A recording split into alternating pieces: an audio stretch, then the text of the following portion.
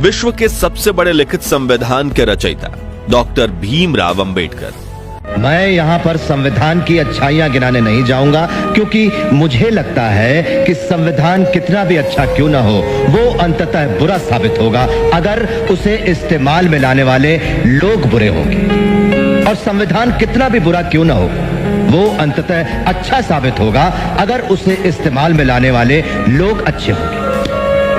जिन्हें अपने बचपन में घोर जातिवाद का सामना करना पड़ा, अपने स्कूल में उच्च वर्ग के विद्यार्थियों से दूर जमीन पर बैठकर पढ़ना पड़ता था, जिनके अपने बाल अपनी बड़ी बहन से कटवाने पड़ते थे, क्योंकि गांव का कोई नाई इन्हें हाथ लगाकर दूषित नहीं होना चाहता था, और जिन्हें समाज की इस घिनौनी विचारधारा की वजह से अपना सरनेम सकपाल से बदलकर अंबेडकर करना पड़ा था।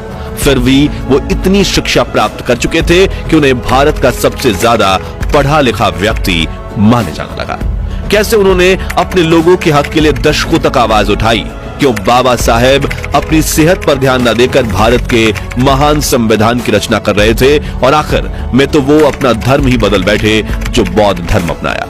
और इस धर्म को अपनाते वक्त उन्होंने कौन सी 22 प्रतिज्ञाएं ली थी जिन पर काफी विवाद हुआ था। आज जानेंगे बाबा साहब भीमराव अंबेडकर के जीवन से जुड़ी ऐसी ही कुछ अनसुनी अनकही बातें, लेकिन उसके पहले नए दर्शक जल्दी से चैनल को सब्सक्राइब कर दीजिए। 14 अप्रैल 1891 के दिन मध्य प्रदेश के महू जिले में रहने वाले रामजी मलोजी सकपाल और भीमाबाई के घर एक बेटे का जन्म होता है। मां भीमाबाई अपने बेटे का नाम भीमराव रखती हैं, जो अपने माता पिता की 13वीं संतान थे। 5 साल की उम्र में अंबेडकर का स्कूल में दाखिला करवाया जाता है, लेकिन छोटे से भीम को जल्द ही बात समझ में आ जाती है कि समाज में उनके परिवार के साथ भेदभाव किया जाता है। स्कूल में उन्हें स्टूडेंट्स के डेस्क से दूर कोने में जमीन पर बिठाया जाता था। लंच ब्रेक में उन्हें उस बर्तन से पानी नहीं पीने दिया जाता था जिससे बाकी बच्चे पानी पीते थे। उनके बचपन से जुड़ा एक आंखों में आंसू ला देने वाला किस्सा यह है कि एक बार भीमराव और उनके बड़े भाई को गर्मियों की छुट्टियां मनाने के लिए गोरेगांव जाना था, जहां उनके पिता कैशियर की नौकरी करते थे। दोनों भाई ट्रेन में बैठकर गोरेगांव पहुंच जाते हैं, लेकिन काफी देर इंतजार करने के बावजूद उनके पिता रामजी सकपाल उन्हें लेने के लिए स्टेशन नहीं पहुंचते।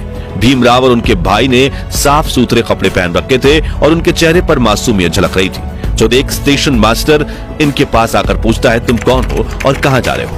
तभी भीमराव बिना कुछ सोचे समझे ये बता देते हैं कि वो महार जाति के दलित हैं, जो सुनकर स्टेशन मास्टर के चेहरे के भाव बदल जाते हैं और वो इन्हें बिना कुछ कहे वहां से चला जाता है। कुछ देर बाद दोनों भाई अपने पिता तक पहुंचने के लिए एक बैलगाड़ी किराए पर लेने की सोचते हैं, लेकिन बैलगाड़ी चालकों तक की भी बात पहुंच चुकी थी कि ये लोग अछूत और अस्पृश्य वर्ग के हैं।